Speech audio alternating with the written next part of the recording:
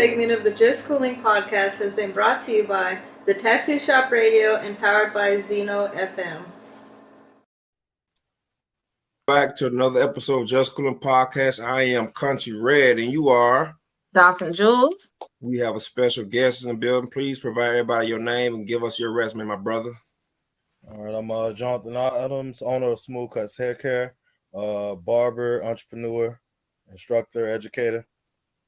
All right, brother. Glad to have you on the show, man. So I'm gonna jump right into it, man. So what was the first haircut you saw that made you want to cut hair? Or what were some of the early influences, I guess? I really don't think it was a haircut or anything that made me want to do it. Okay.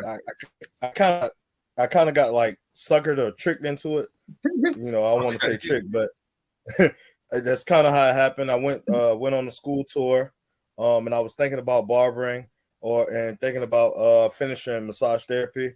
Once I was there, they led me to barbering, and once I started, I just developed the vision for it, and it's been to full speed since then.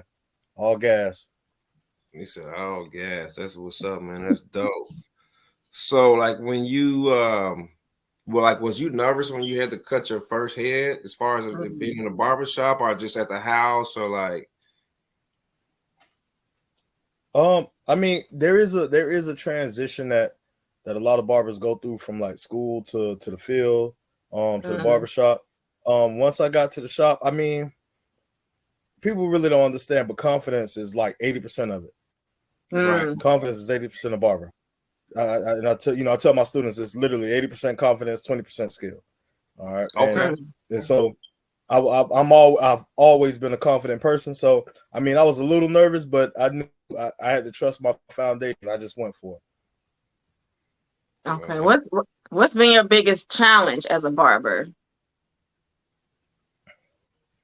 The work, family, you know what I mean? That time between work and family, because it's really demanding, especially your first couple years out, because you're trying to build the clientele, you're trying to establish a clientele and build a clientele that's sustainable so that you can provide for your family, but it requires you being away from your family a lot.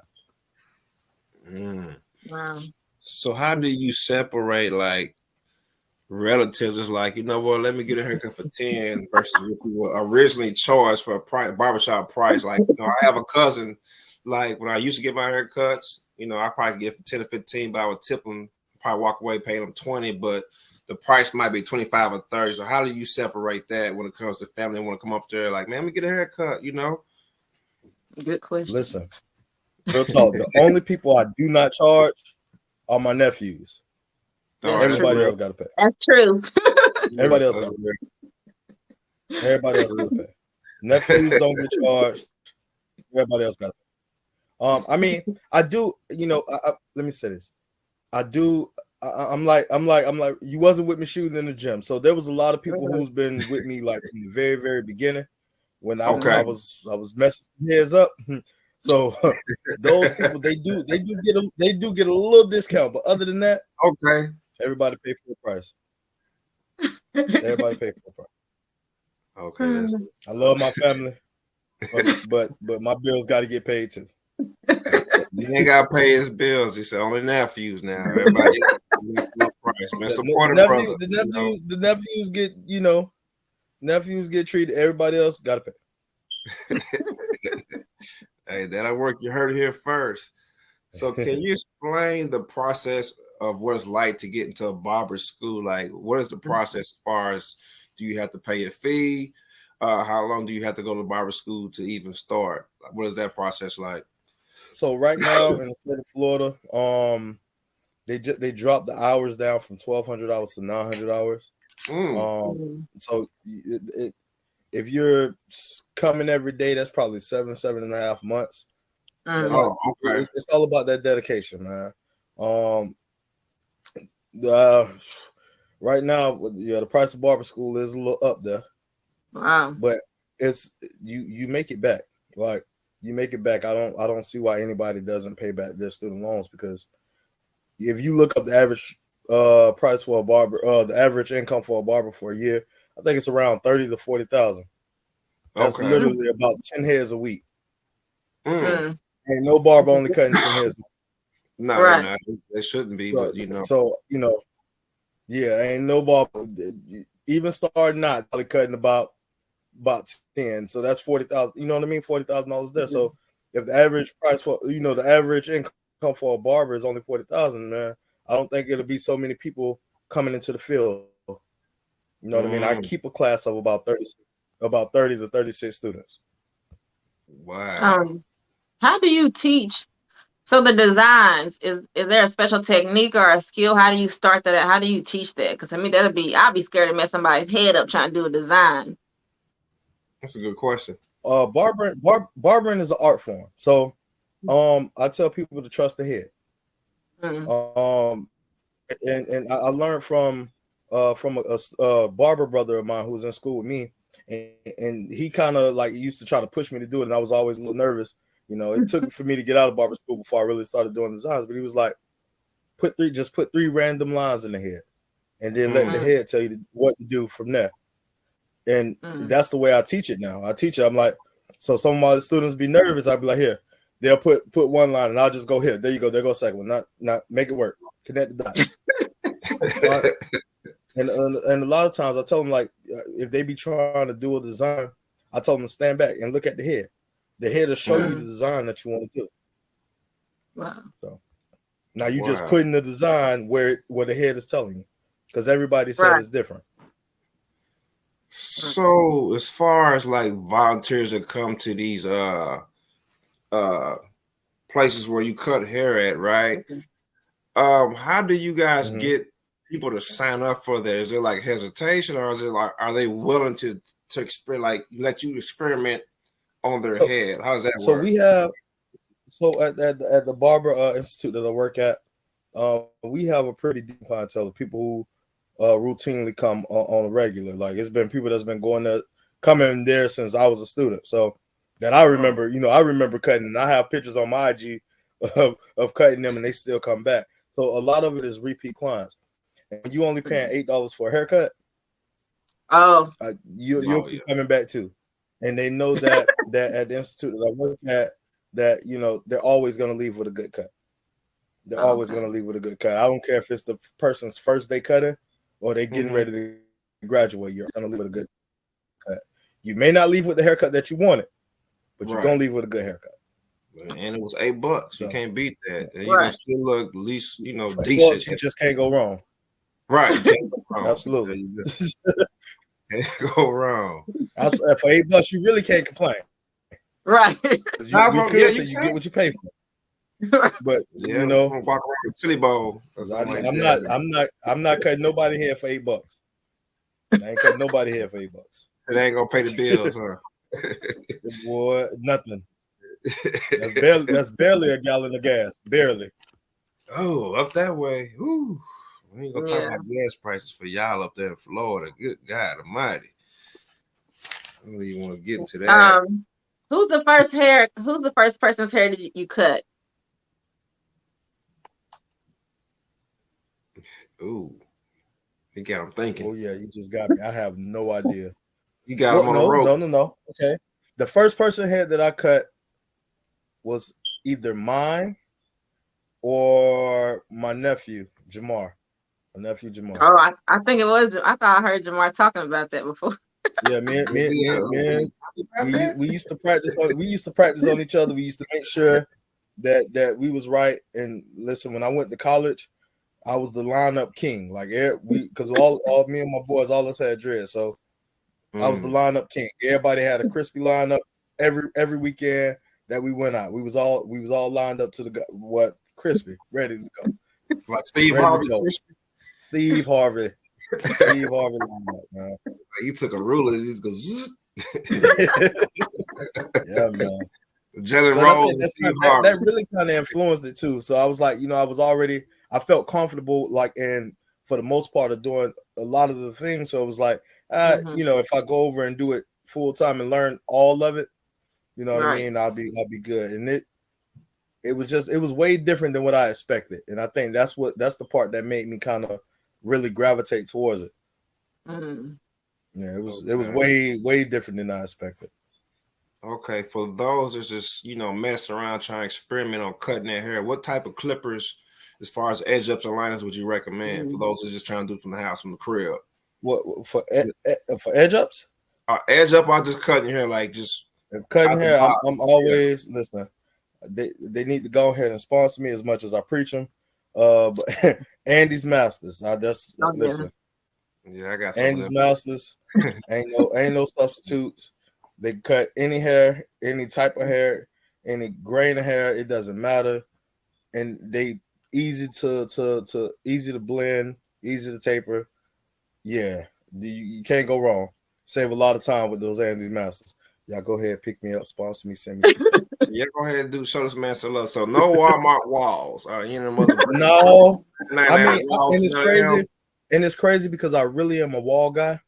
I have no wall clippers right now. Yeah, I have no wall clippers right now. And if anybody know me from when I first started barbering, I was wall. I have no wall clippers right now. None.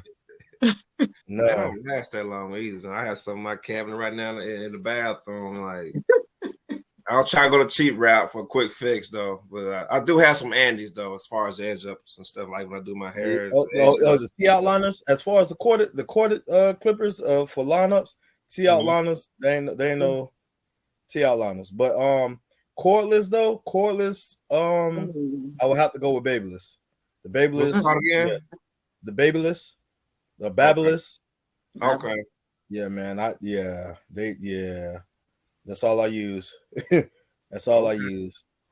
Now, do you just cut hair, or do you do anything else as far as grooming, eyebrows, or beard? I mean, I don't know. Like, do you do anything else?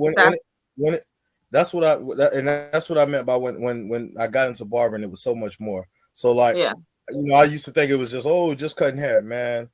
Man, as barbers, we do facials, we do hair color, we do chemicals, we do perms, relaxers, we do all of that, and I do all of that.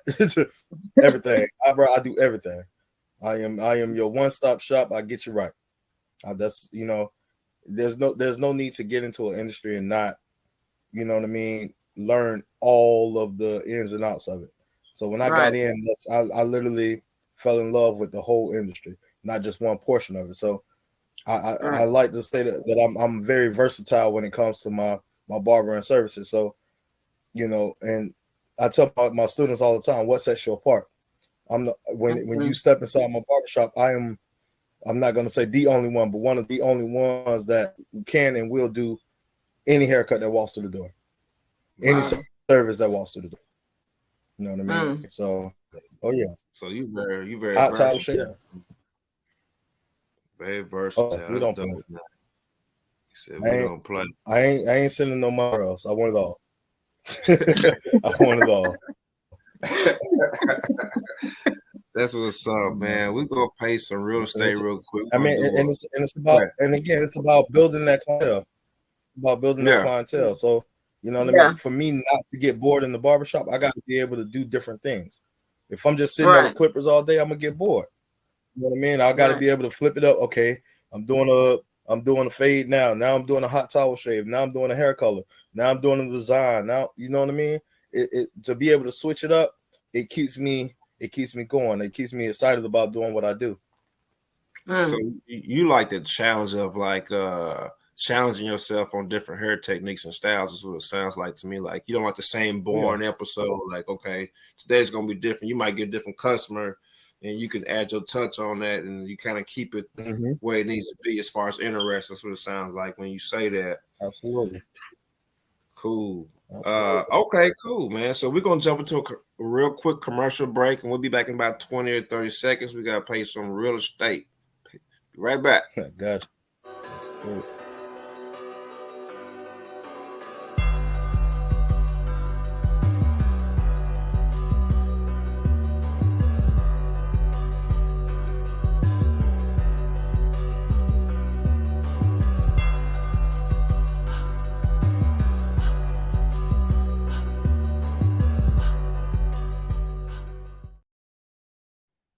We are back.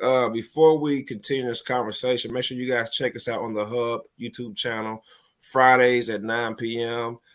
Kick back with sports Tuesdays at 8 p.m. The milk tray Mondays at 8 p.m. Back Thursdays. Also check us out on Fridays on the Tattoo Shop Radio Fridays on Zeno.fm, 12 a.m. to 1. Right, and we try to get Feel to Me Not back. We still working on it. That's gonna be every Monday at 10 p.m. Eastern time. But we got to get it together first. We ain't, we still working on it. On that ASAP, man. The people's waiting on that. So this is my next question for you, man. Do you feel like the barbershop is a safe haven for Black men to express themselves and build camaraderie? Like, how do you feel about when Black men come out, just men in general, coming to the barbershop and kind of just express themselves and have conversations? How do you feel about that in that community? I mean, that's what the barbershop was built on. You know what I mean? Being able for all people to come in and just be able to express themselves, talk about politics, talk about religion, talk about everything, and kind of, you know what I mean, and get a grip on things. I'm working on now trying to do something at my shop where we just do like a round table, talk about men's health, men's mental health, especially, you know what I mean? Just needed, because there's something that we really don't talk about, and as men, especially as Black men, we go through so much and we harbor so many emotions, so many feelings, to be able to express them, and with people who go through and feel the same way that you know what I mean, and how they got through and help pull somebody else through situations. I think that'll be so beneficial. So that's something that I'm working on at the shop that I work at now. Oh man, that'd be dope, man. I know you guys will make that happen, man. I think a lot of people will need to do that. You know, they need that, you know what I'm saying? Because you never know just when they go in there what they're thinking. They might not feel brave enough to express themselves. So just by you opening up those doors for them, I think that says a lot about your character and, you know, Smooth Cuts, you know. So I think that'd be pretty dope, brother. Yes, sir. Speaking of Smooth Cuts, why you choose that name? She said, "Why you choose that name?" I developed a nickname towards the end of high school, going into college, Smooth. And when I started barber school, I didn't really have a name, and I was being lazy. I wasn't trying to think of nothing creative, so I just Smooth Cuts, and that was it. And I rolled with it, and that's how I got it. I kept it simple. Yeah, simple is good. Simple. Yeah, it is. It is. All right, let's jump into our first segment here, man. It's lightweight. So okay, you always okay. no, I ain't gonna overthink it. So, what are your top 5 songs that impacted your life? They don't have to be in no particular order. Like, what are your top 5 songs that impacted your life? Oh man. You gotta think about it. You're gonna let them think about it. Oh yeah. Whatever comes to mind.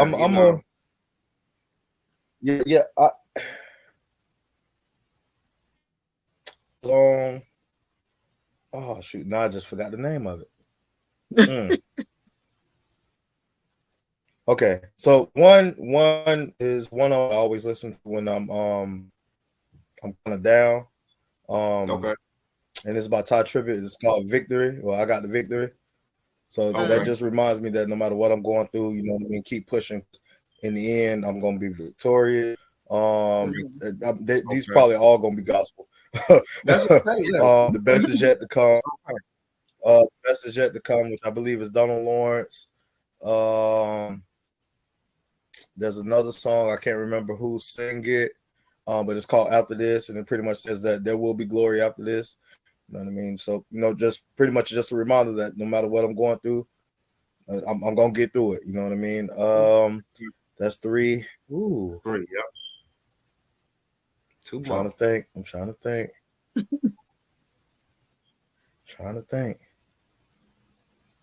I'm drawing a blank right now. Oh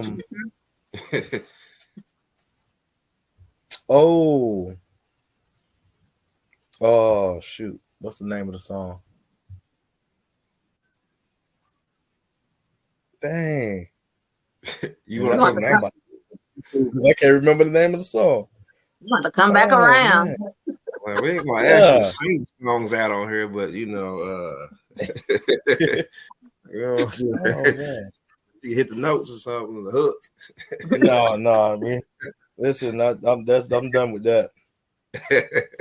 Okay, it's a song by Molly Music. It's called Yahweh. Molly Music, That's I remember that. That's 4. Yeah. What's his name? Shit is crazy. I can't remember it. Oh, what's his name? Not Kalante West. Kalante West. Shoot. Man, y'all got me. We got you. Yeah. You got. I'm gonna think about it. I got. There's one more. I'm gonna remember the name. All right, let that last one marinate, man. We'll go on to the next question. Sis, you got another question? Yeah. So you have hair care. So what made you want to go into hair care? What was you not seeing in other hair care that made you say, "Hey, I want to start my own hair care line"? Okay, hold on. I'm gonna answer that question. I just remember the song. I don't want to forget it. Okay. Travis Green. It's Travis Green, Made Away. Travis Green, Made Away. Yeah. Made Away. I like. All right. Cool. Now, what made me want to go into hair care? I just well, for one, when I was in barber school, like I said, I fell in love with everything barber. So I really tapped into the chemistry chapter of barbering, and it really turned me into a label reader. So like before I buy anything, I'll turn it around, read the label, see what's in it, and I just noticed that a lot of things that supposed to be, or people say that are good for us or for our hair, for our skin, don't really do that. It's not really, the ingredients don't match what they're saying. Right. Yeah. So it was like, yeah. So I'm like, so I started to experiment a little bit. And we had a class project, and I kind of did something really quick, but I started to make my own shave gel. Okay. And from then on, from that, it started to shampoos, to conditioners, to everything else. So now, like, I have a whole complete line. I got beard oils, and beard balms, shampoos, conditioners, leave-in conditioners, stylers. Yeah, what's the curl stuff that you got? Lotion? Yeah. Yeah, we got it's all here. So yeah, so I just started to work with a lot of those things, and started to build a thing. Like I look at my clients, and I look at a lot of the problems that they were having. So I just started to make products catered to my clientele, like catered to the problems that they were having. And as my clientele starts to get bigger and diversify, I start to make products that that fits everybody. So yeah, I just added a I don't even want to call it a wrapping mousse, but I'm gonna call it a function mousse. So you know what I mean, for waivers, it makes let all that lays down, but it I noticed that a lot of things make your hair hard after doing it. Like with a lot of mousse stuff, it keeps it soft, but has it to lay down so you can. Oh yeah, we in there. Listen, I'm waiting for the shipment to arrive to the door. Packed in, it's ready to go. So I literally just got an email with the tracking number, so it should be in here probably by the end of next week, and we'll be ready to go. But I'm just catering to my clientele. You know what I mean? I'm seeing the problems that they're having, and I'm trying to create things for them. You know what I mean? So I like I said, it's all about my clientele, and that's what helps me build. That's what helps me keep my clientele, because I'm always, you know what I mean, catering to their needs. All right, so I have 2 questions. One, is that what made you go back to school after you got your barber license? And 2, what is the process of getting all that approved to sell to your clients or customers? Like, can you just give us a little insight on what that is like for the second question? So first question, when for me teaching, it kind of was a joke. Okay. One one of the ladies that used to that was working at the school when I was a student had now became the director of the school, and she posted on Facebook that she was looking for a barber instructor, and I just, I was kind of playing around, but a little bit serious because I wasn't happy with the job that I was at. Okay. And so, and I went in for an interview, and it pretty much was kind of introducing me to everybody, telling me that I had the job, kind of thing. And I was like, oh, okay, well, this is real. This is what we're doing. So, it just hit 4 years. January 2nd made 4 years I've been there. And I'm liking it. I'm liking it. Over 300 students, graduated, licensed, everything. I'm happy. Wow, that's awesome. And as far as getting it approved, like the stuff that you're selling, what's the process of that? Is that so difficult, or it is? So the way that I'm doing it now, because like I said, I'm super busy because not only do I teach, I'm still in the shop, and I also coach football for two teams, high school and the league. So I'm really always. Hold on, time out, Jonathan. You didn't tell me about the high school. Well, other people knew. Oh, I guess other people. Your nephew didn't tell me. Okay, go ahead. Absolutely. So yeah, I'm coaching high school ball. I coach little league football. Mm-hmm. So I'm really busy. So I work with an outside company, that puts it all together for me. That's cool. Okay, you got a team. That's good. Yeah. So it's like, you know what I mean? I come up with the products. I tell them how to mix it. They assume all responsibility if they don't mix it and things don't go. So they handle all of the paperwork and all the things like that. Wow. So it kind of makes it a lot easier on me and a lot less work, because if it was strictly on me, I would not have the time to keep it moving. Right. I'm glad you broke it down. They eat up a lot. They eat up a lot of the profits, though. I ain't even gonna lie to you. But where I'm at right now is that's what has to happen. But that's still good for those who's wondering to follow in your footsteps or just trying to see your blueprint. That's still good to know for them to hear that you're down to them that way also. So that's dope that you broke it down that way.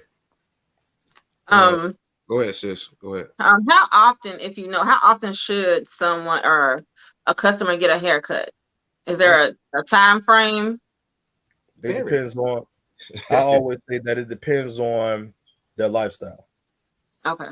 Meaning, if you're someone who's, let's say, on camera all the time, I would recommend one every 1 or 2 weeks. Or if you're someone who's, you know what I mean, whose image, you sell things by your image every week, or you should be getting touched up or something every week. For a normal person who don't really care, every other week, every third week. A month. Me too. Yeah. And y'all both are teachers. Y'all should know, but that's a shame. Anyway, going forward, what he was saying. Listen, man, my students are the ones who normally they be like, Mr. John, man, sit down, boy, just sit down. All right, come on, just get me right. Come on. So they don't take no they tell me when it's time for me to get a haircut. Oh wow, I haven't got to that point yet. I just don't act like I just ignore it. Like I don't even hear it. Talk to somebody else. When it's time. They sit me down, drape me up, and cut me up. I'm like, all right, well, I need it. I appreciate it. Huh. So what's the wildest stories you heard of a celebrity? You don't have to say the name, as far as how much a celebrity barber might charge for a celebrity. Like, what are some ridiculous prices where you was like, that wow, they may charge a celebrity? Huh? That someone may charge a celebrity? Yeah, like, I mean, I know it's up there, but just I know people think the numbers are ridiculous, but I don't think people really take into consideration everything that entails. Okay. So let's say, and this is random because I think P. Diddy just said something about paying his barber like $5,000 or something. Yeah. So think about this. How much do I make sitting behind the chair every day? You're taking me away from all of my regular clientele, uprooting me from my family, flying me somewhere. You know what I mean? So again, you don't know how much money I'm missing sitting where I was. Got it. A lot of people don't really understand. They even when it comes to the prices that we charge regular, they they like that we're high. So is everything else in the world. Like the value of $1 is going down. It is. I remember being in high school, being a manager, making $6.83 an hour, and was feeling like I was living the life. You know what I mean? But $6.83 an hour, like that wasn't nothing. You know what I mean? Right. So you try to pay somebody $6.83 now, then that's something totally different. So, but I don't think people really understand like how much. So the barber's flying over somewhere, is cutting somebody's hair. So how many days is he missing from sitting behind the chair? He's just saying that has to make sense because you're uprooting me from my base station. Yeah. Right. So and you probably some customers if the price is $5,000, the prices you really don't know how much that barber makes over that time period. You taking him away for a weekend. How much does he make in a weekend? Right. His time, time, travel, food, all of those things got to play into consideration. Yeah, you got to do the mathematics on that one then. Yeah. And then and then the customers that you did have, you lose them. They might go to the barbers next to your right or left. Like, well, so he ain't out here on the weekends, or shoot, he. So again, everything has to make sense. So what I mean. If you're fluing me out, you know what I mean. Like it has to make sense. That value has to make sense. It has to match. If I'm in the shop, if you're taking me away for a week, how much do I normally make in a week? Okay. You have to be able to, and not only that, you're still taking me away from my family. Yeah. So that has to be accommodated for as well. Right. So with that, you probably have to come up with a whole contract, maybe a lawyer, and all that's what it sound like at the end of the day. Yeah. If you go in there blind like that and just on a humbug, like, yeah, man, I'm kicking it with so-and-so, but not really handling your business. But there is pros and cons to it though, too. Because some of the things, if you do uproot, it puts you in a place where you can grab more clientels of that stature. So you might not ever make it back to the shop. You go from Denzel to Will Smith to Jamie Foxx to what I mean? Which happens. So you know what I mean? Because there are barbers who consider themselves quote unquote celebrity barbers. Right. So it's like, okay, so that's the only type of people that they do. So it's like that. And you could charge once you get to that level, you could charge whatever price you want to charge and control that market, I guess. People gonna pay your worth, or you know what I mean. So if they feel like, for me, barbering is not a haircut. Right, I give services. You see what I'm saying? You're not paying for a haircut; you're paying for a service. So whether that's whether that I'm your therapist for 30 minutes. How much do you pay a therapist for 30 minutes? I'm your therapist for 30 minutes, right? I'm also giving you a service, meaning your beard. I'm taking care of your beard. I'm not just giving you a haircut. I'm treating your hair. You see what I'm saying? So it's more. It's more to it. There's more to it. So that value, that's where your value starts to go up. Your value starts to go up. Got it. You can charge more. You charge more because you're adding more to your service. Right. I like bigger than a haircut. I like how you broke that. Haircut. You do services. Right. Right. Wow. Okay. So, has there ever been a challenging haircut that was difficult to? I know you mentioned earlier, like you could do a lot of stuff, but is there a particular haircut, like, you know what, I really gotta be in my P's and Q's as far as this particular hairstyle or haircut, or like there might be a little bit more challenging than the ones that you might be used to cutting? I think I'm to a point now where I'm not afraid of any haircuts. I understand that my foundation is good. So if the foundation is good, the haircut will be good. I understand the steps to doing each haircut. So most haircuts is a combination of 1 or 4 haircuts all put together. So once you understand the concepts behind those 4 haircuts, mixing and matching until you get the desired style, push you right there. and I think I'm to a point where I'm comfortable. So I don't. There are sometimes. Certain people's hair, maybe the way it grows and stuff, may frustrate me a little bit or something like that. But I'm to a point where I've learned how to keep my cool. Meaning, once I get to a point where I feel like I'm getting when I feel like I'm getting frustrated, I know to leave that area alone, move on. You know what I mean? Move on, do something else, and then come back. Because by the time I come back, I've readjusted, and I know exactly what I need to do when I get back. You see what I'm saying? So that's where I'm at. So if I have anything that I don't think there's a difficult haircut. There may be difficult heads. Okay, that's fair. Okay. Yeah. Okay. So when like I said, once I experience that, I kind of like move on and then come back to it, and then I normally can take care of it after that. Okay. You heard it here first. This is a question I ask everybody. What is your why? Like those days where you don't feel like you don't want to cut hair, you're not motivated, you're just not in the mood. What in your mind is your why that pushes you to continue to do what you do? My family. I wanna put my family in a good place. I don't want my family to ever have to work as hard as I work. So I'll take on the load now so that they don't have to. You see what I'm saying? Maybe they want to, which is fine, but they won't have to. You know what I mean? So I don't feel like I worked as hard as my parents.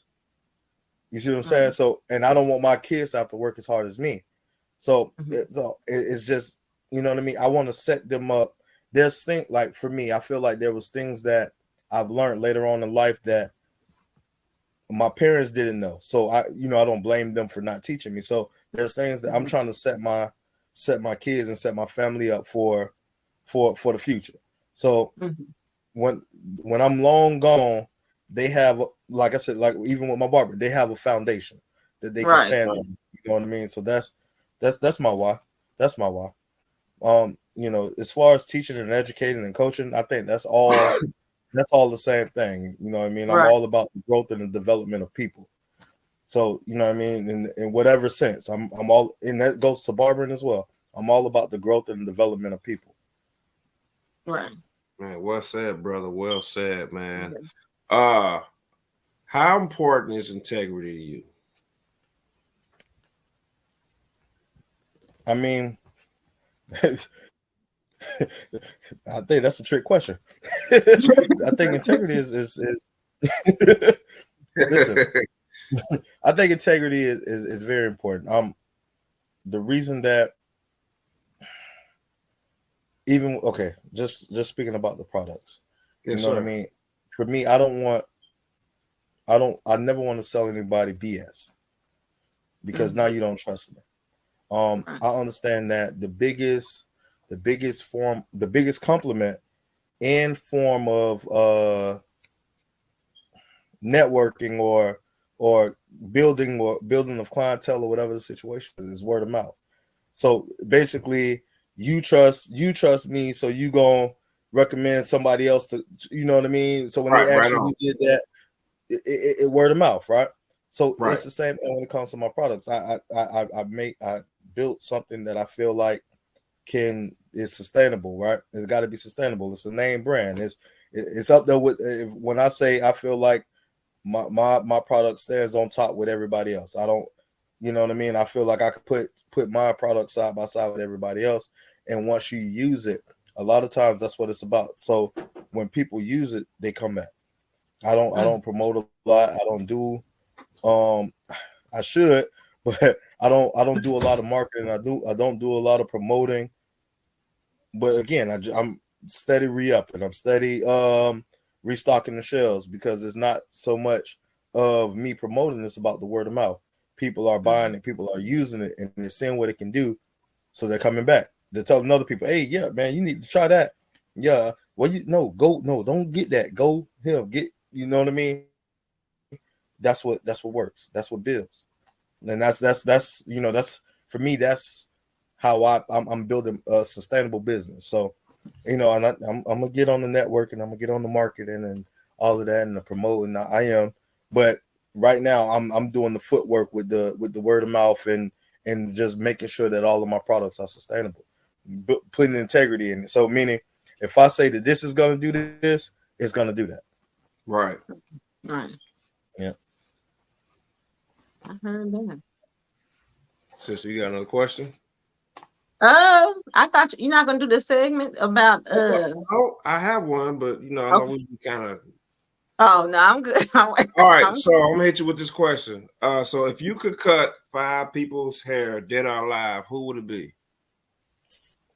Ooh, good question. One would be my dad. One would definitely be my dad. It's been 10 years since he passed. So Sorry about that. just to have that conversation with him, just so he could see the growth in me, see the man that he groomed me to be. And me and my dad bumped heads a lot when I was younger. And so I only had, me and him really had a good relationship for not as long as I would like, before he passed. So, just that, having that, being able to conversate with him, sit down, talk to him, pick his brain, one last time, that would be, that would be great. That would be one person. 2, I like business-minded people. Okay. I like business-minded people. So probably somebody like 50 Cent, just to learn how he built his platform and built his empire. Because that man's doing great things right now behind the scenes that people don't really see. So being able to pick his mind and even with his marketing, people think he's just poking fun of people on IG and social media, but he's really building. He's building what they say, building a image of himself. You know what I mean? Mm-hmm. Building Character. building clout. So that people they looking for him. They trying to see what he's doing, trying to, you know what I mean? Yeah. Man, that's genius, pure genius. Who else? That's 2 so far. You have. I would say,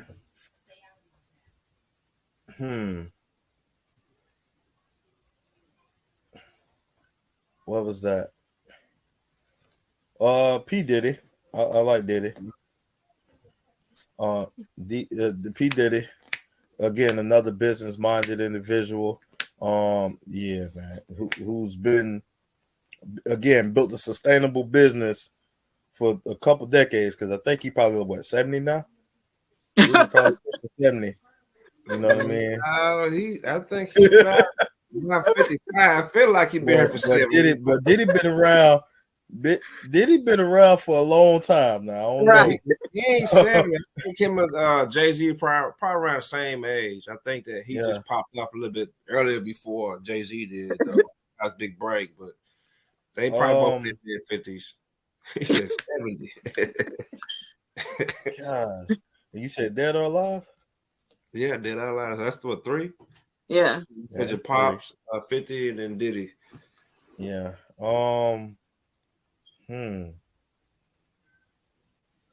That's good.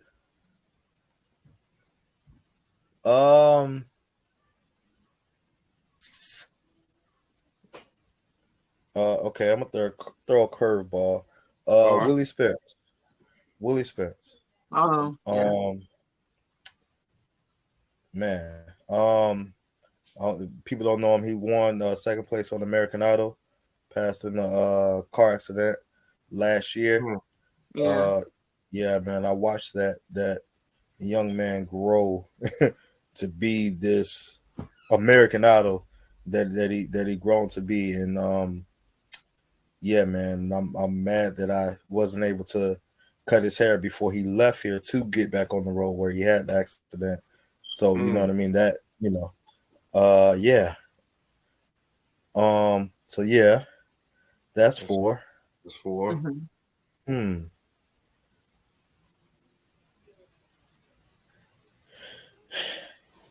Can I do a split for 5? Can you what? I want to do a split for 5 because they both really Same reason. So the two would be Denzel and Deion Sanders. And the reason being because both of them are so inspirational and impactful. So the wisdom that they have, you know what I mean? So I want to pick their brains and see, you know what I mean? Yeah. That'll be my 5/6. Right there. I can imagine just being a fly on the wall, sitting there waiting for him to get a haircut. All the smack talking and all that. And oh yeah. Especially with Deion Sanders. Denzel be talking some stuff too, though. Don't get it twisted. Yeah. Absolutely. Slick with it too, though. Absolutely. Real slick with it. Man, all right, brother. So how can everybody get a hold of you as far as your social, your products? Like, how can everybody reach out to you, brother? I know you said word of mouth, man, but just use this moment to take it past word of mouth and just, tell them how they can link up with you, get haircuts, all that, your products, your hairline, and all that.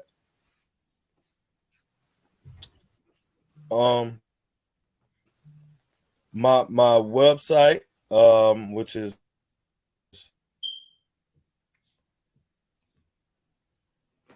Oh no. Okay. You can reach me on IG. Okay. IG SmoothCuts hair. Hold on. SmoothCuts_hair care. You can reach me on also on IG. SmoothCuts561. Okay. SmoothCuts561. SmoothCuts_hair care. The website smoothcutshaircare.com. I'm on TikTok too. I don't know why, but I'm on TikTok, which is also SmoothCuts_hair care. Facebook.com/SmoothCuts, SmoothCuts561 and SmoothCuts hair care. Man, but yeah, all of those things. Also have my booking information if you're trying to book a haircut or whatever. Yeah, all of that stuff is on there. If you're trying to get a color service, hot towel shades, eyebrows did, all of that. If you just want a one-on-one training about cutting hair, you can reach me on that. We there. And you are where in Florida? I am in Lantana, Florida, or easier to say West Palm Beach, Florida, sunny South Florida. So yeah, I'm here. I'm here. Right there over there by that Family Dollar over there. I'm messing with y'all now. I couldn't help it, y'all. Hey, please forgive me. No, I saw love, brother. We really do appreciate you coming on the show, man. Yeah. Anybody else have any more announcements, anything they want to share before I ended up with a closing quote? Now we're waiting on that quote. We know you got something. You know you always come with that. Yeah, it's starting to get difficult here lately, but I got a little something for you guys before we end it. I want to leave you guys with this. This is the closing quote. There is no doubt that creativity is the most important human resource of all. Without creativity, there would be no progress, and we would be forever repeating the same patterns. I'm going to say it again. There is no doubt that creativity is the most important human resource of all. Without creativity, there would be no progress, and we would be forever repeating the same patterns. That is by Edward D. Bono. I like that. Whoever that guy is, I'm going to have to do some more research on that person. That was a cool little quote. With that being said, it's a pleasure for you to be on our show again. I enjoyed your conversation. Look forward for you doing bigger and better things, promoting more, and just I'm excited for what you have in store, you know what I'm saying, for your brand and for your community also, brother. Yes, sir. Yes. Appreciate y'all for having me. No problem. We are out of here. We are Just Cooling Podcast. Peace. Peace. And don't race JJ again. Uh-oh. There we go. You don't want none, man. Alt still moving, man. Alt still moving a little bit. No, you got him. Listen, if I drop about 10, 15 pounds, boy, I'm gonna give him trouble, man. Oh, yeah. She gonna put that on Instagram. Y'all racing down the street, wherever y'all be having y'all Sunday get together. I'm be like, ooh, that I don't know about smooth cuts right now. Shoot. Man, I was hurt for about a week after that, man. I'm just now recovering. I already know, man. We out of here, y'all. This is what we do all the time, man. Peace, love, and happiness. All right. Thank you. Peace. Peace.